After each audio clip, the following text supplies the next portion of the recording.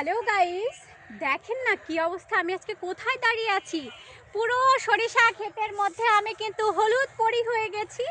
আমাকে কেমন লাগছে এই সরিষা ক্ষেতের মধ্যে অবশ্যই কিন্তু আপনারা কমেন্টে জানাবেন। আর দেখেন আমার পুরো মানে চারপাশটা জুড়েই শুধু সরিষা ক্ষেত আর সরিষা ক্ষেত।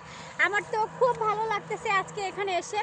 মনে হচ্ছে এখানে আমি একদম মানে বসে যাই, শুয়ে পড়ি। তো এত সুন্দর দৃশ্য আসলে গ্রামে না আসলে কিন্তু কখনোই আপনারা দেখতে পারবেন না।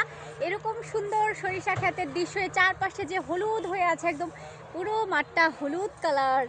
আসলে এত সরিষা ক্ষেত আমি দেখি নাই, মানে একবারে টানা যে পুরোটা জুড়ে সরিষা, এটা কিন্তু আমি সত্যি দেখছি। তবে গত বছর দেখেছি, এবছর কিন্তু আমার দেখা হয়নি।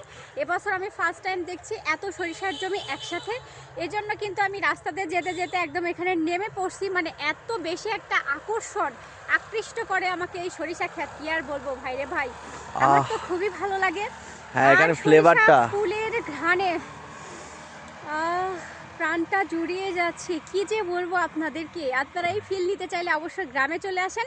আর এরকম সরিষা ক্ষেত দেখলে আপনারা কারা কারা দাঁড়ান গাড়ি থামিয়ে, আপনারা অবশ্যই কিন্তু কমেন্টে জানাবেন, ঠিক আছে? আল্লাহ হাফেজ।